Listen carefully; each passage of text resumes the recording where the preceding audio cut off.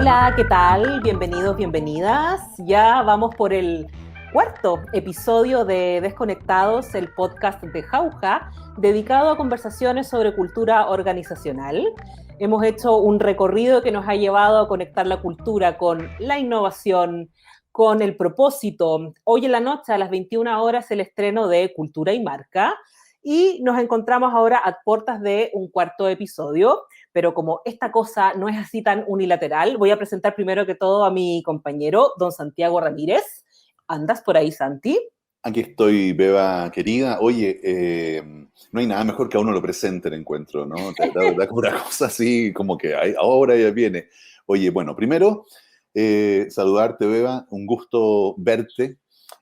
También contarles que nos cambiamos de casa con mi familia, entonces ahí atrás debería estar lleno de libros, ¿no? Como corresponde a Como una, se estila, a ¿no? una El emisión, setting. a una emisión, exacto, pero bueno, como ven, ahí dice solo modo caos, porque tenemos cajas por todas partes, etcétera. Y decirles que, como es habitual en un cambio, el internet funciona más o menos, etcétera. Entonces, cualquier corte que tengamos, no importa, lo vamos a resolver y nuestra audiencia podrá ver el podcast en forma íntegra. Cuéntanos, Beba. Perfecto. Yo sé que hoy hablamos de educación, pero por favor, Oh, cuéntanos ya. quién es nuestra invitada de hoy para hablar de este tema que es decir, es fundamental, ¿no?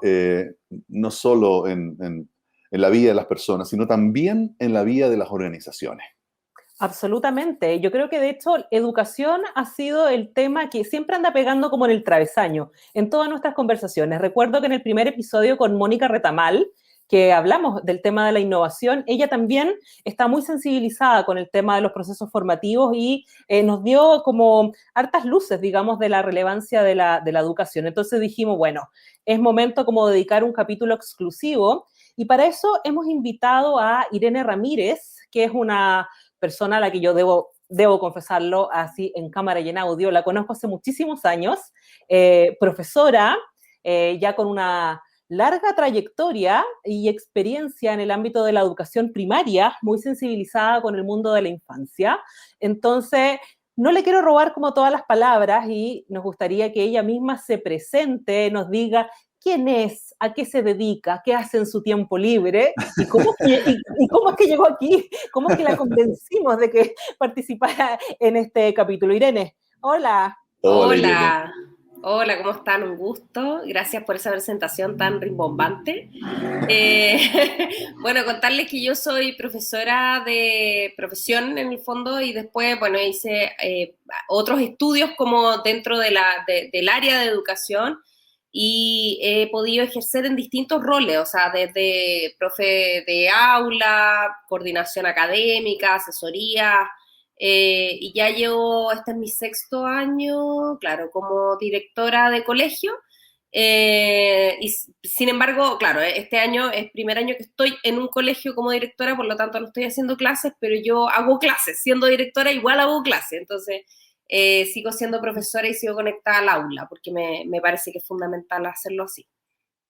Eso es lo que les puedo contar. En el tiempo libre me dedico a mis dos hijos y a mi marido, a mi perro, y ahora en el último tiempo estoy de lo más artística, me conecté de nuevo con esa faceta que llevaba 15 años guardada en un cajón, así que eso les puedo contar. Oye, y perdone que me inmiscuya en la parte del tiempo libre, digamos, pero esa faceta guardada en el cajón, ¿es pintura, es música, a ver?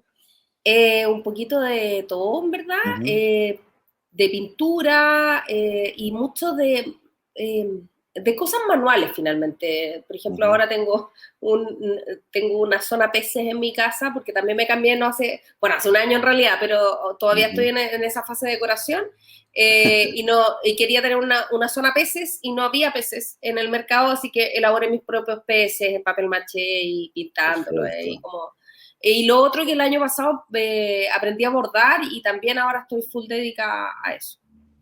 A Vale. eso me dedico. Los fines de semana, un ratito por ahí. Muy Sí. bien, Buenísimo. muy bien. Mira, me voy a tomar como de esta intro, que tú dijiste algo, como reconecté con algo que estuvo latente ahí como unos 15 años.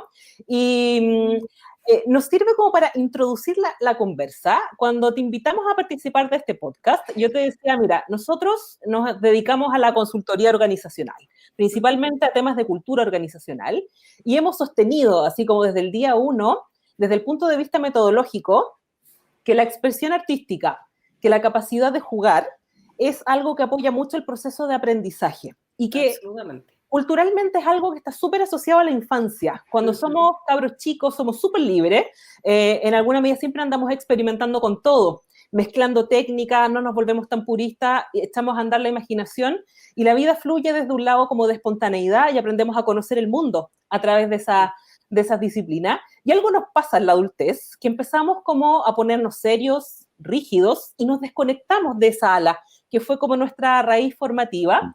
Nos pasa que cuando nosotros llegamos con nuestras propuestas a las empresas, sobre todo en los rangos como de toma de decisión, la gente que es como, que está ahí en los puestos de liderazgo, de buenas a primeras no le fluye tanto la idea. Es como, oye, somos hombres y mujeres de negocio, somos gente respetable, no podemos de buenas a primeras casi tirarnos a la alfombra, empezar a cortar papeles y empezar a jugar, como que la cosa no funciona así.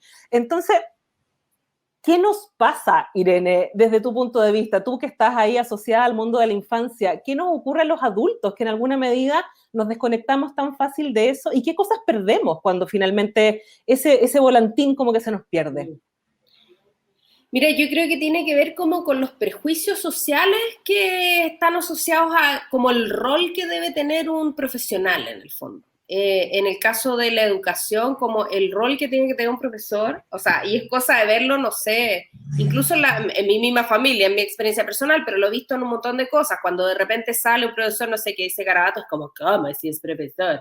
Entonces, como en el fondo se van llenando de como estereotipos de lo que debe ser un determinado profesional y la seriedad que tiene que tener. Y bueno, yo creo que a mí me tocó que empecé a tener cargos como un poco más altos muy joven, entonces también me tocó mucho tener como que validarme y para eso ponerme como el traje o sea, vestirme de directora, vestirme y al principio lo pasaba bien mal. Y fue cuando justamente me empecé como a soltar y a hacer un poco más yo y a jugar, cuando empecé a disfrutar mucho más del rol y efectivamente también las personas que estaban alrededor tenían esa misma posibilidad. Pero yo creo que tiene que ver con eso, como con los estereotipos que socialmente nos ponen, así como que las mujeres, no sé, pues les preguntan dónde dejaron a la guagua cuando van a votar, o sea, como desde lo mismo tiene que ver como el profesor no puede decir garabatos, o el ingeniero no puede tener la casa desordenada, no sé, cuestiones que son absolutamente absurdas y que no tienen que, o sea, que hay que separar lo que es el rol de trabajador de una persona con su persona. Sí, fíjate que recuerdo una anécdota, ya han pasado 11 años, digamos, de esa frase, pero ha sido una constante que siempre nos ha rondado y en un momento diría que también nos hizo como tambalear un poco, pero un poco nomás, un ratito, que fue en una reunión con el equipo directivo de una compañía. Y en esta reunión estábamos proponiendo nuestras actividades para una jornada ampliada, ¿verdad?, de toda la organización. Y en un momento uno de los gerentes golpea la mesa literalmente y dice, basta, es suficiente, por favor, ¿de qué estamos hablando? Somos hombres de negocios. Esto no es un circo. Y nosotros estábamos en plena propuesta. Entonces fue como que... Pero reaccionamos y le dijimos, pero ¿te gustaría que el Cirque du Soleil fuera cliente de esta organización, de esta compañía o no? Y bueno, se produjo obviamente un momento incómodo, pero en el fondo da cuenta, ¿cierto?, de esto que dices tú del rol. O sea, somos hombres o mujeres. En ese caso han pasado 11 años, así que eran hombres de negocio, aunque hubieran 3 mujeres en la mesa. Es verdad. Vale, pero yo te quería preguntar, ¿por qué es importante entonces el juego? ¿Por qué es importante reconectar que hiciste mención al principio, de que habías reconectado con un área artística, un área lúdica finalmente, un área creativa?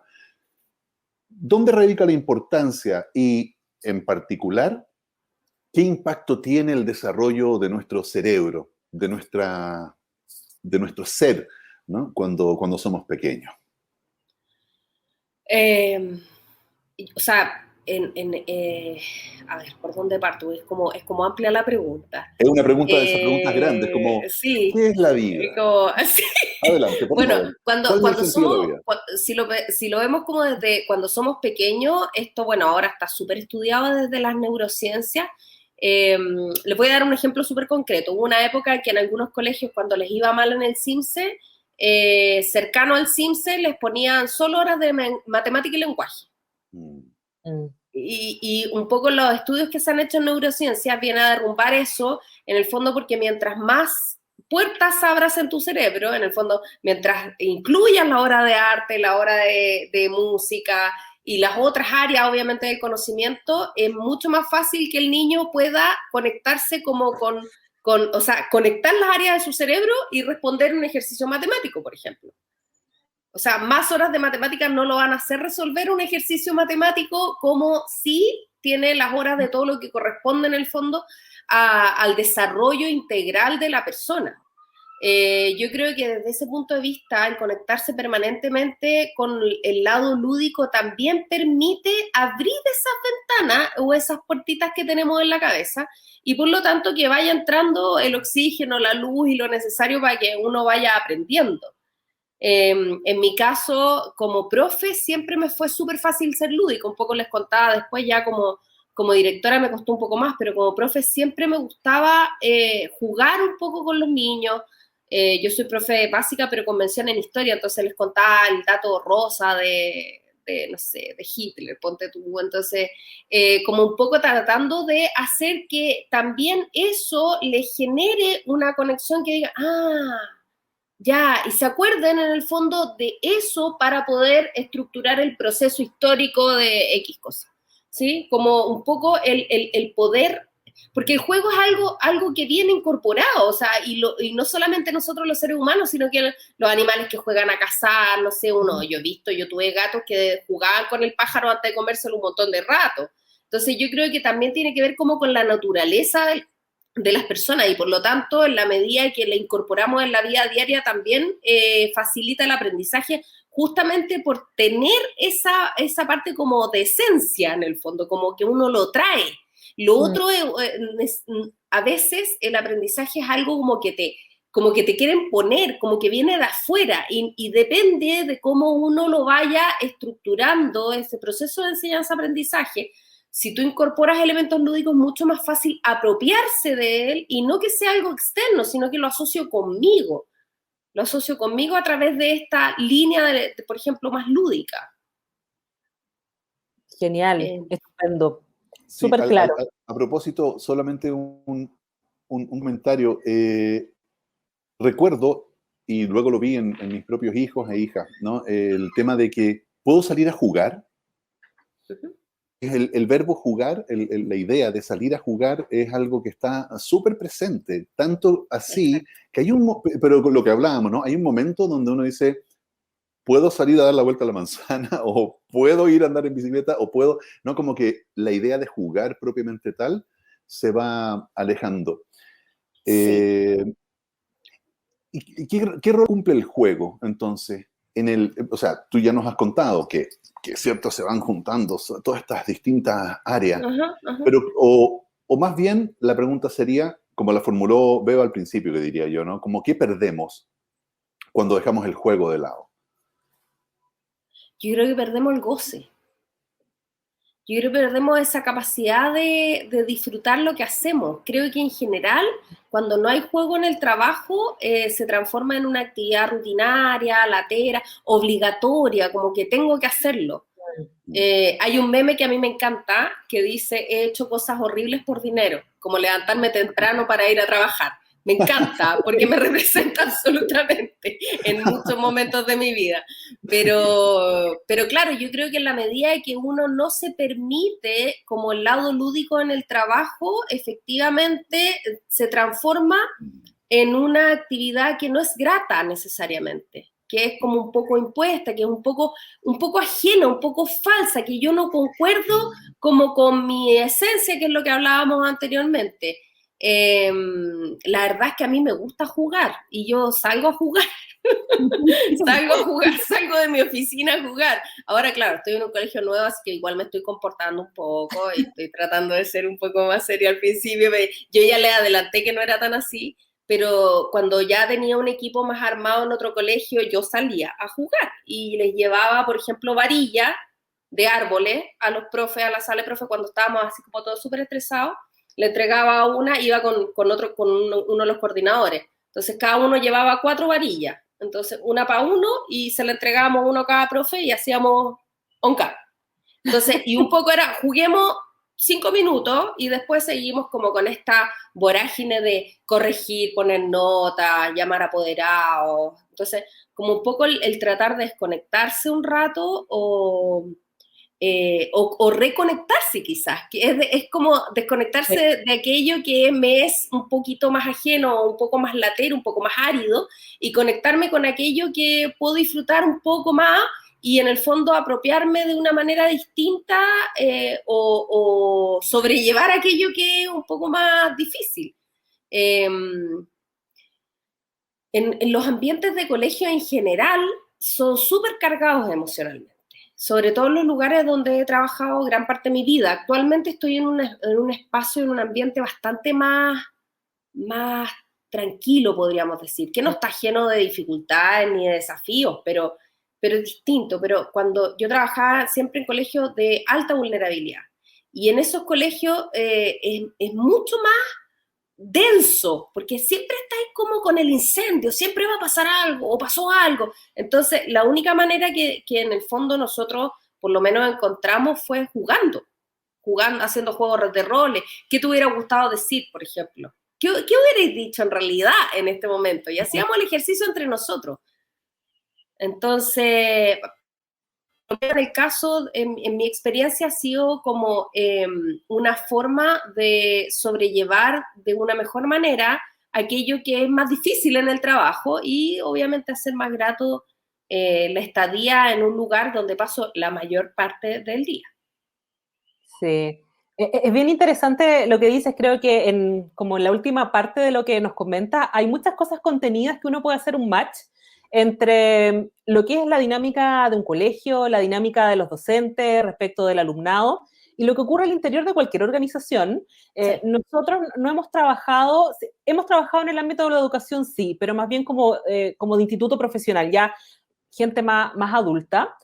Pero tú mencionaste algo que me hizo harto clic y que tiene que ver con el tema emocional. En nuestra experiencia también, efectivamente el trabajo tiene un ámbito que es muy técnico, que es rutinario, que obedece a una cierta lógica, es así, hay un descriptor de roles, tenemos que hacer ciertas tareas. Ahora, el cómo las podemos abordar y el cómo las podemos entender, creo que ahí hay caminos diversos, desde el donde uno puede gatillar ciertos intereses y que efectivamente eso, que está preestablecido, yo no sienta que estoy todos los días de mi vida repitiendo una misma fórmula, ¿no? Y que en realidad estoy sometido a algo que alguien me impuso, porque no está permeado conmigo y no está, como que no hiciera match con mi persona, es lo que decías tú, es como rol y persona como si fueran por caminos distintos, y ahí se nos mete como el tema que hemos trabajado en Jauja desde siempre, que es lo de la cultura organizacional. ¿Cómo hacemos que estas declaraciones que tienen que ver con un propósito, que están definidas a través de valores corporativos, permeen a las personas porque les toque algo que sí tiene que ver con ellos? Y en ese sentido, la vinculación emocional es un camino y uno diría que hay como 3 dimensiones.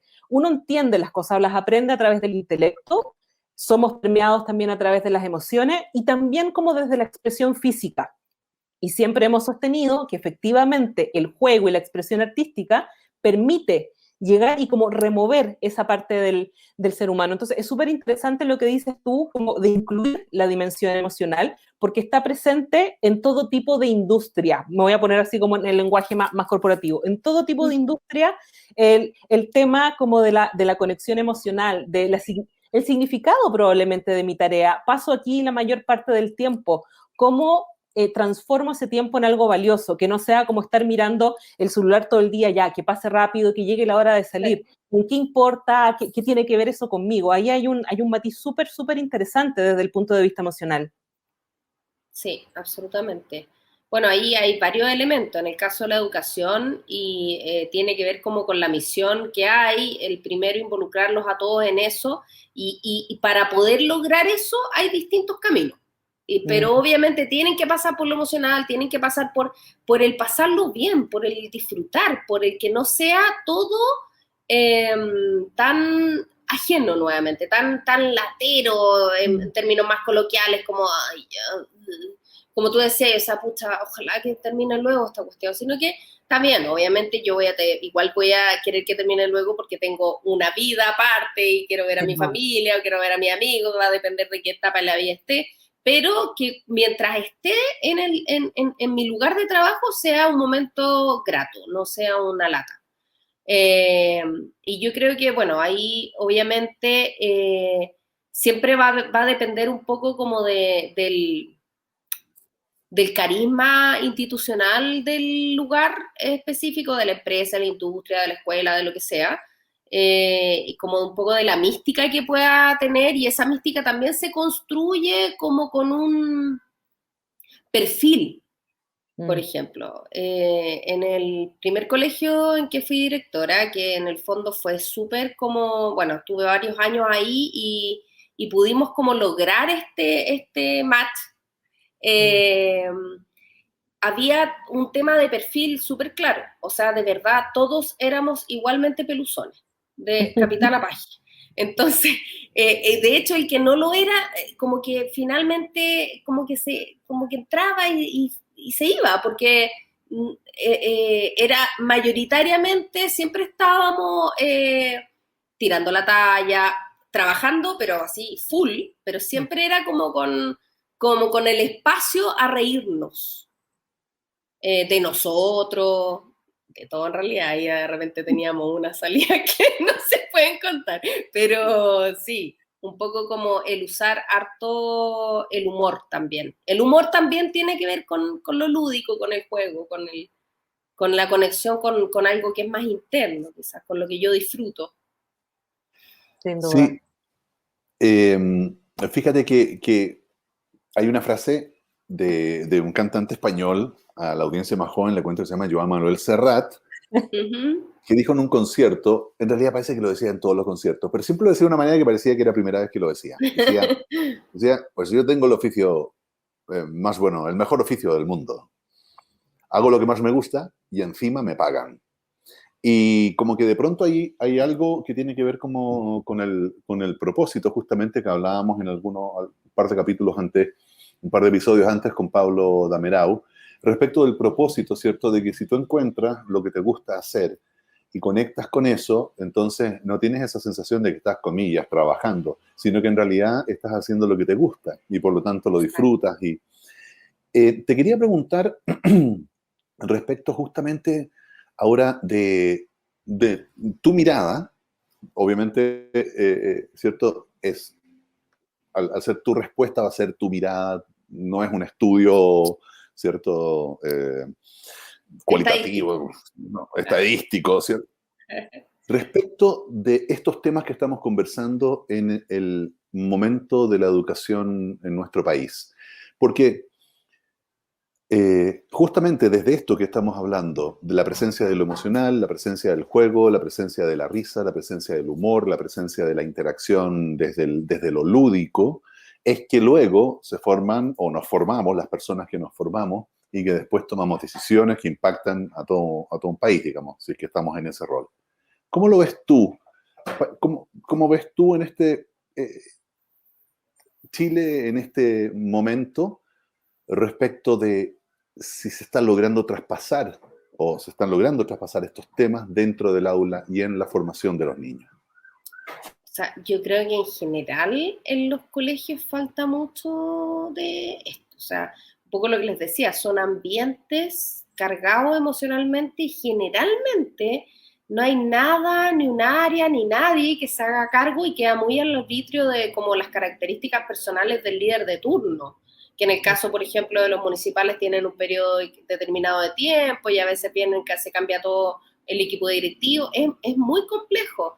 yo te diría que ahora en pandemia, dado lo que ha ocurrido, la sobrecarga, los colegios están poniendo mayor atención en el bienestar de sus colaboradores, en el bienestar de los profesores, tomando acciones como más específicas. Han salido algunos lineamientos incluso desde el ministerio de cómo enfrentar este trabajo durante este periodo que ha sido extraordinariamente complejo, donde se ha triplicado muchas veces el trabajo normal de los docentes, pero al mismo tiempo está toda la sobrecarga emocional, que además se han hecho estudios también que dicen que en el caso de las mujeres, que además educación es un área mayoritariamente femenina, tienen una triple carga en el fondo porque además tienen que estar en la casa, entonces que esto de estar en la casa tiene cosas buenas, pero tiene cosas nefastas en el fondo porque jamás me desconecto, entonces yo siento que hoy en día recién se están integrando intencionadamente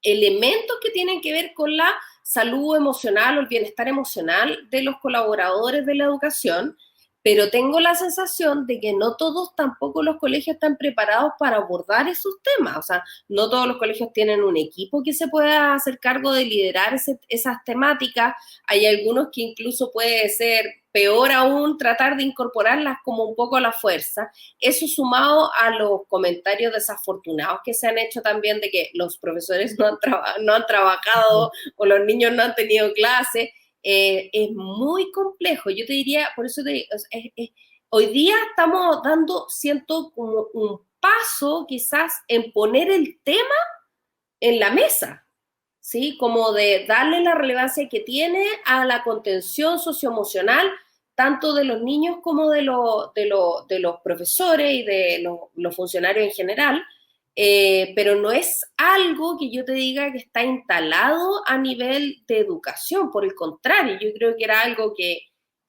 siempre era como dejado de lado. Quizás con los niños, la incorporación un poco de algunos protocolos a través de los reglamentos internos, se ha tratado de cómo incorporar el tema de la prevención, pero siempre ligado al tema de la convivencia escolar y no necesariamente al desarrollo socioemocional, a pesar de que existen los objetivos transversales desde que comenzó la reforma del 96, ya existían, pero el cómo abordarlo, siento que no existe una preparación y tampoco se le había dado la importancia que hoy día se le está dando por la premura que tiene el trabajar lo socioemocional hoy en día. Y hay un tema que generalmente tampoco se aborda, porque en general también las directrices y todo son pensando en los niños. Pero ¿qué pasa con las personas que trabajan en los colegios? Ahí hay un tema súper importante, y por lo menos ahora nosotros en el colegio, yo tengo la suerte de contar con un muy buen equipo de trabajo en esa área. Entonces, uno de las metáforas que ellos usaron de cómo nosotros íbamos a abordar este tema era a través del cuidado de los colaboradores, pensando en esta metáfora del avión. Cuando se caen las mascarillas, es el adulto el que se tiene que poner su mascarilla para luego ponérsela al niño que va al lado de él. No puede ponérsela al niño después uno, ¿cierto? Entonces, esa misma metáfora es cómo yo logro una estabilidad socioemocional o un desarrollo socioemocional o por lo menos un poco darles mayor tranquilidad a trabajar el tema a través de los adultos para que adultos sanos puedan educar de una manera mucho más completa o más integral a niños. Ahí hay un tema bien importante que creo que también se ha dejado de lado y en general en las instituciones no se aborda. Sí, yo al respecto, fíjate que me pasa que es como, aquí hay otro dicho antiguo, ¿no? Que es como poner los bueyes delante de la carreta, ¿no? Pareciera que tendemos a hacer eso, es decir, cuando planificamos todo suena increíble, los objetivos, ¿cierto? Las distintas ámbitos que queremos abordar, etcétera. Pero de pronto aparecen podríamos decir, ciertos intereses, como cuando ponías el ejemplo del CIMSE, ¿cierto? O sea, que cuando llega la prueba, como ese es el interés, entonces focalizamos todo ahí y efectivamente perdemos entonces algo bien valioso, que Y es interesante que haya aparecido ahora durante la pandemia este tema de lo emocional de una manera tan importante, tan rotunda, ¿no? Porque, no sé, Beba, tú cómo lo ves, pero nunca habíamos, o sea, se abordaba lo emocional y se hablaba de lo emocional, incluso en las organizaciones, pero Sin como duda. un tema como que Sí, tiene un poquito como como de swing, ¿no? Que le da algo de onda, pero ahora es un tema al cual hay que recurrir y al que hay que hacerse cargo. En ese claro, se sentido, vuelve como un impostergable. exacto, Claro, Irene, exacto. ahí tú has hablado varias veces de tu equipo, del Ujú. equipo que tienes y de cómo actualmente, bueno, y en otros momentos también trabajando con tu equipo. Hay una sirena, una alarma por aquí cerca, si se cuela, nada, yo les aviso si los Sí, atrapan así a los como. malos. Oye, lo que te quería preguntar es, ¿cuáles son, crees tú, las claves de ese equipo, del equipo que tú has formado, o las claves, sí, del equipo que has formado ahora? Y también desde el punto de vista así, como haciendo una mirada introspectiva, así, Ujú. de ti como líder, Mm. de ti como quien está a cargo, como directora. ¿Ah? No hay La mejor, directora, la La, directora, la no hay mejor señora forma de directora. ponerlo, no hay mejor la forma de directora, ponerlo. Líder, jefa, no, la directora. la directora. Eh, que, Es que que, eso es lo que que me logran crear. representa.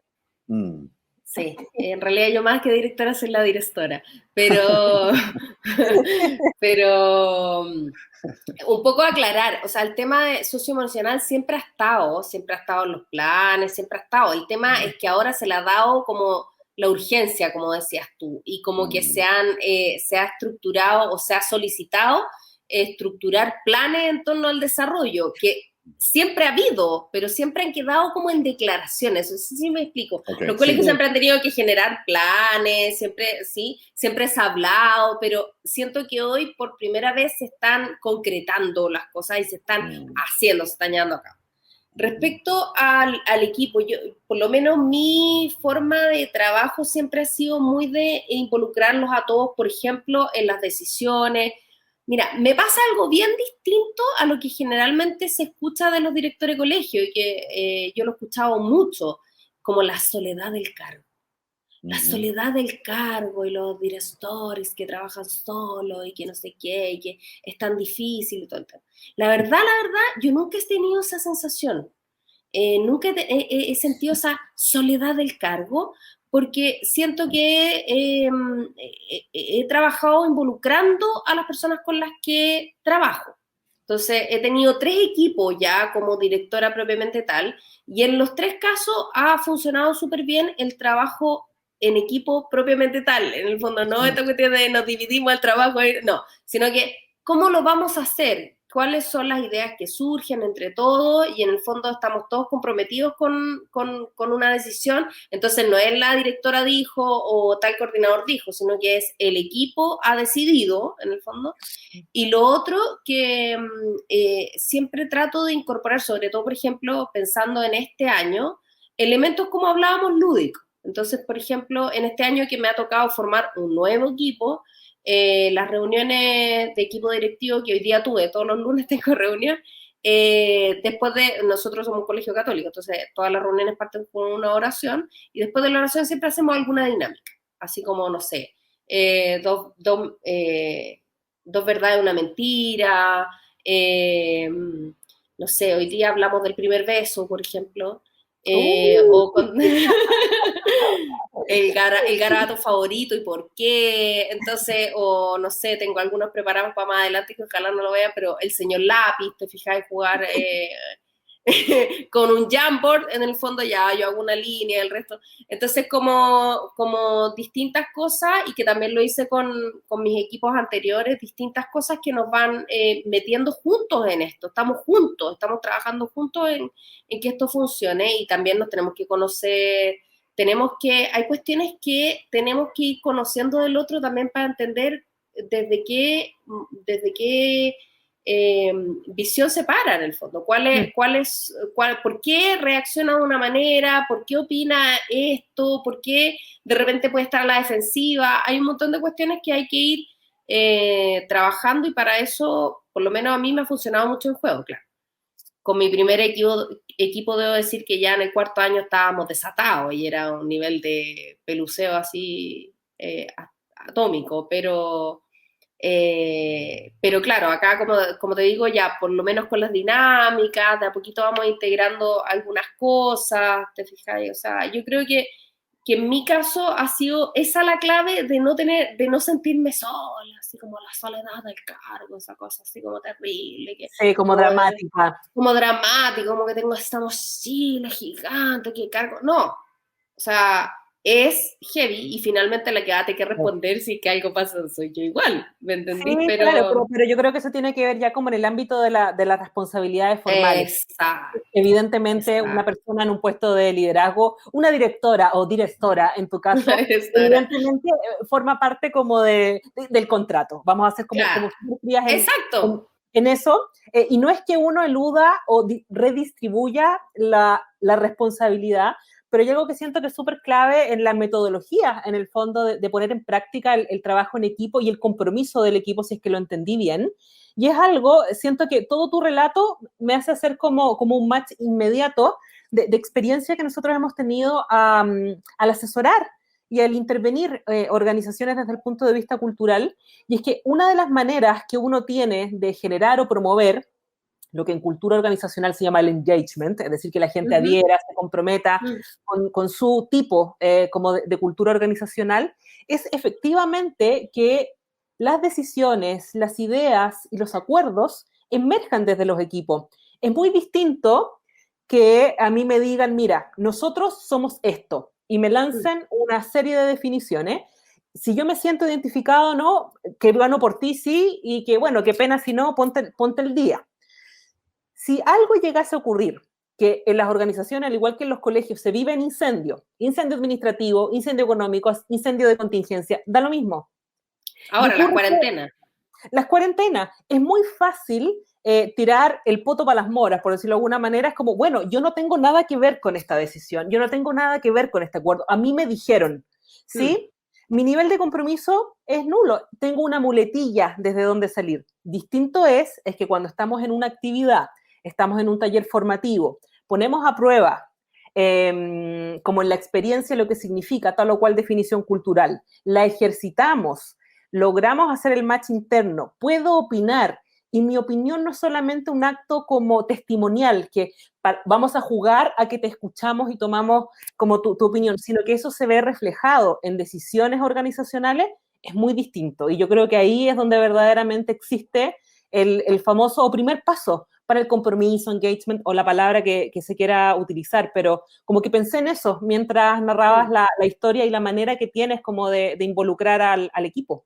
Sí, yo creo que eso es súper importante. Y lo otro que a mí me ha funcionado mucho es el tema de que a mí no se me cae la corona ni por barrer, ni por lavar mi taza, ni por levantar mis cosas. Entonces, en el fondo, por lo menos yo he probado en el tiempo que si la directora barre, todos barren. Y es bien increíble porque he estado el año pasado estuve en una institución ultra mega jerárquica donde no existía mucho eso, de que como que en ese sentido como que el director era algo como así, que estaba como allá arriba en el Olimpo, y la verdad es que a mí no me gusta ese estilo porque no lo paso bien en el fondo, porque va como contra natura en mi caso, y eso también la gente lo observa como que no solamente tú los haces parte, sino que tú te haces parte de ellos y de su propia cultura, sobre todo cuando uno va llegando a un espacio, pero uno se hace parte de la cultura desde el trabajo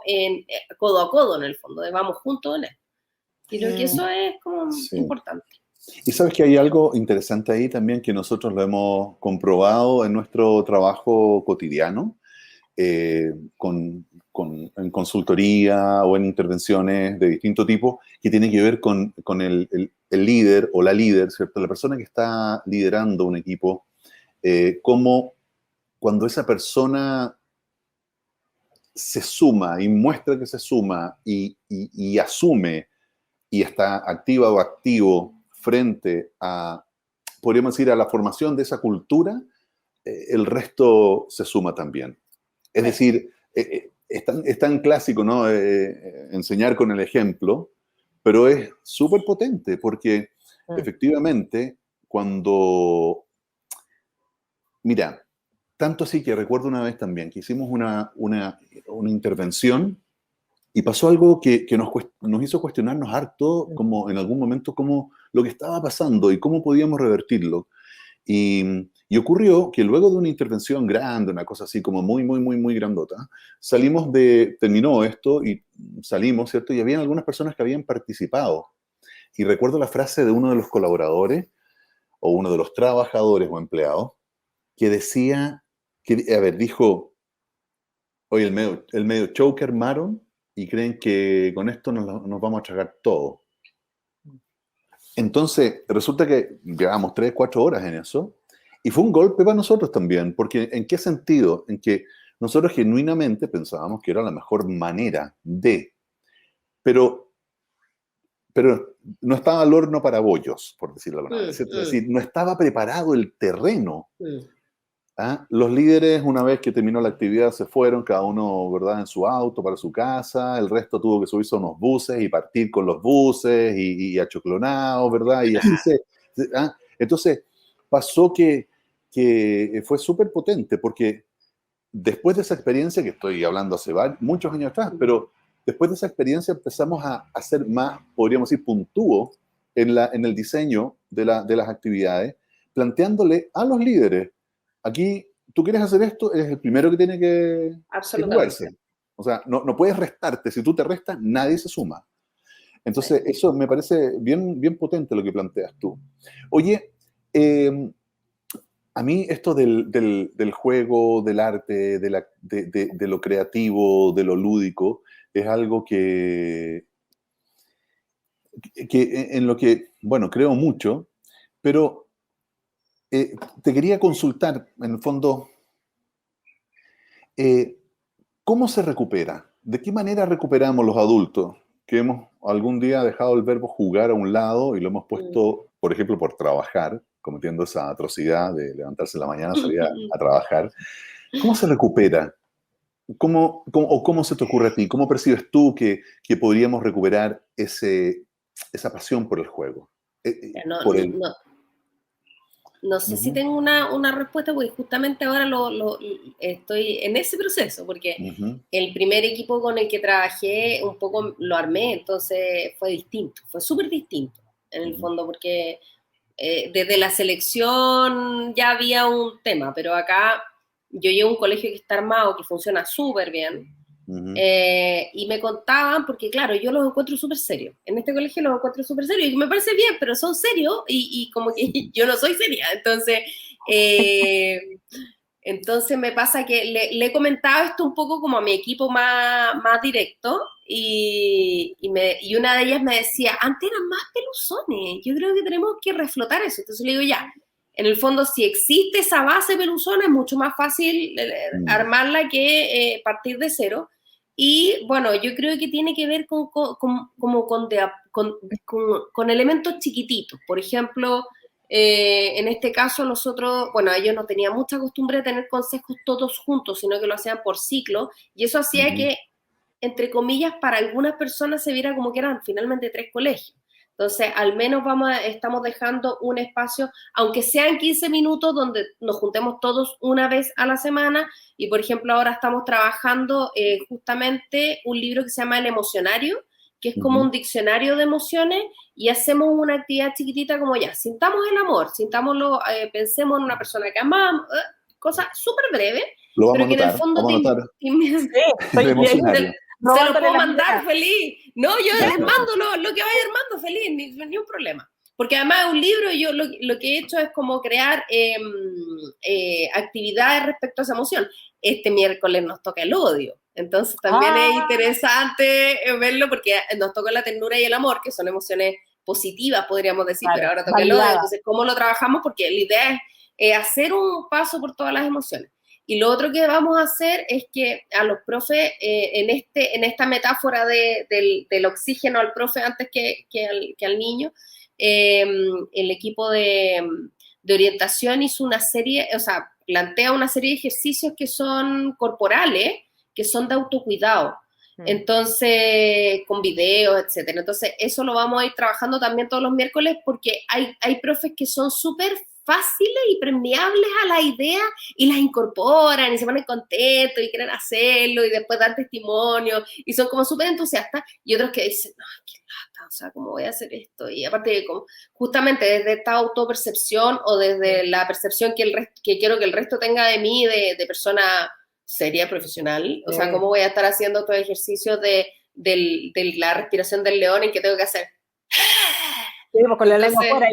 Sí, entonces, eso un poco les cuesta. Entonces, de a poquito nosotros, por lo menos, hemos estado incorporando algunos elementos, pero, bueno, esto ya así como más desde lo personal, yo siento que mi misión en la vida es pervertir a la gente, por lo tanto, creo que lo voy a conseguir esta vez nuevamente, porque me han tocado huesos duros de roer y hoy día hasta piensan mal por sí mismos, entonces, como mi gran orgullo. Así que, Genial. Mira, yo creo que coincidimos harto. Voy a arrastrar a Santiago Ramírez aquí como Ramírez, estoy rodeada de Ramírez. Creo que es una buena manera como de ponerlo. Yo creo que nosotros también hemos llevado como una corriente, entre comillas. Yo creo que a esta altura ya está un poco más naturalizada y puede ser decir tal vez no tradicional, es un poco pomposa a esta altura, pero creo que fuimos pioneros. Hace 11 años no se hacía tanto y creo que nosotros siempre fuimos con ese tipo de propuesta. Y lo que te quería preguntar es desde el punto de vista del impacto, porque una cosa, claro, es el impacto que se genera al interior del equipo docente, pero finalmente ustedes tienen, digámoslo así, como usuarios finales, que son las criaturas, que son los niños y las niñas a los cuales ustedes forman, al menos desde el punto de vista educacional, formal.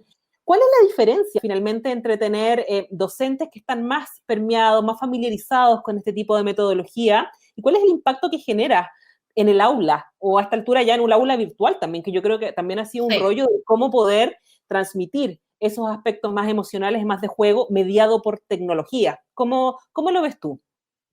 Es que yo creo que un poco lo mismo se explica desde la misma metáfora. En el fondo tienen un profe que si se puso el oxígeno al mismo, obviamente va a poder ponerle el oxígeno a ellos y va a poder acompañarlos de una manera más cercana, con un vínculo que se pueda hacer más fuerte.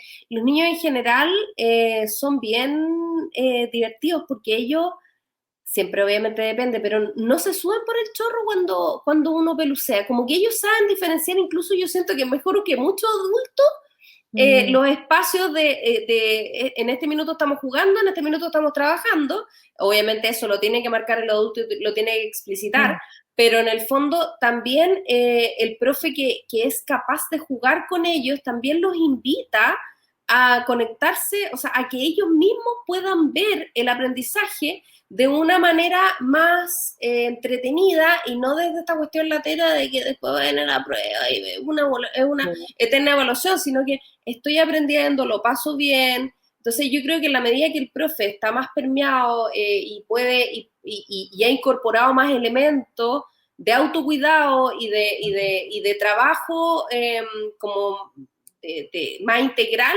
también puede responder mucho mejor a las necesidades, sobre todo hoy que hay que innovar todo el rato y todos los días y a cada minuto, porque de verdad, si no, es como imposible. O sea, estar al frente de la pantalla ha sido súper difícil, depende mucho de la edad, cómo responden los chiquillos. Entonces, en la medida que yo quiero hacer las cosas de una manera distinta, también voy a tener esa respuesta en los niños, y eso es inmediato. O sea, los cabros responden así, ¿no? Ellos tienen una respuesta que es mucho más rápida a la que tenemos los adultos. Oye, Irene, y esta es como la última pregunta que hacemos, que en esta ocasión me voy a, así como, a subir por el chorro, y la voy a hacer yo, habitualmente la hace la Beba, pero yo era una pregunta que tenía ganas de hacer también. ¿Cuál es la pregunta que siempre has querido que te hagan en este entorno, digamos, pero nunca te han hecho? En este entorno. En este entorno de lo que estamos hablando, ¿no?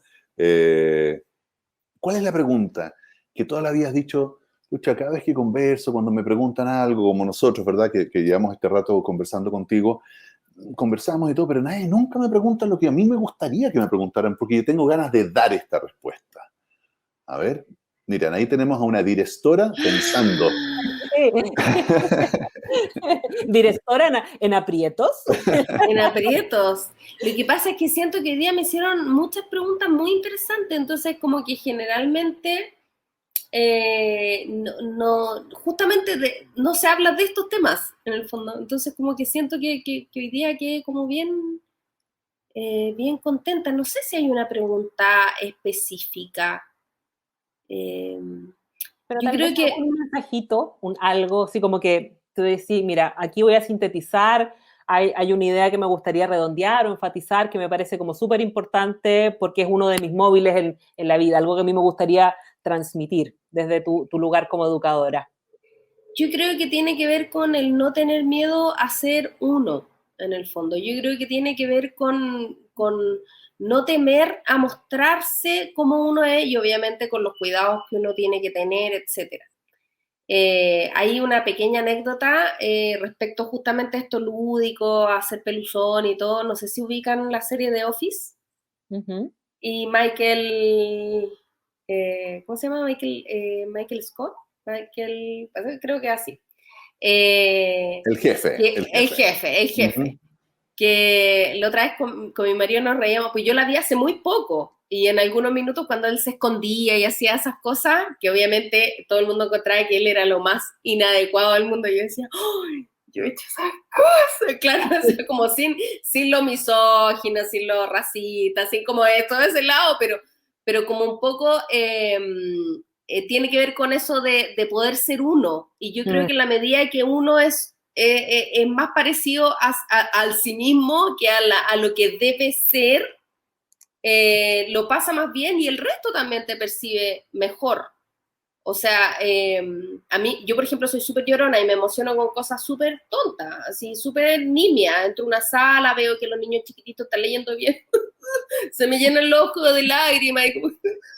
Y claro, he aprendido a comérmelas porque claro, si no me lo pasaría llorando, digamos. Pero también me he permitido momentos de emoción que en el resto no han sido percibidos como debilidad, sino que como justamente, como en la justa medida de lo que es emoción, en el fondo. Y yo creo que por ahí, para mí es una de las claves, en el fondo, el tratar de ser uno, y eso en todo ámbito de cosas, pues en el trabajo, en la pareja, todo, el como estar y quedarse quizás, porque yo también he ido eligiendo el lugar dependiendo de eso, de cuántas posibilidades tengo de ser yo en un espacio de trabajo o no. Y cuando es medio difuso el panorama, yo prefiero huir en el fondo. Entonces, quizás la pregunta, si lo viéramos desde esa perspectiva, es ¿qué cosas crees qué cosas no transaría en un espacio de trabajo? No transaría al tener que estar todo el tiempo con una máscara. Yo creo que quizás esa es la pregunta que en general nunca se hace, en el fondo, ¿qué no transaría? Eso quizás. Pero qué frase de cierre, estar con una máscara todo el día. Yo creo que ahí se señala algo que es súper significativo y que yo diría que es uno de los puntos donde uno puede ahondar, interpelar y ahí como ponerse bien como agudos referido al tema, por ejemplo, de la cultura organizacional. Creo que hay que ponerse serios y a veces la vida adulta se traduce en decisiones y renuncias.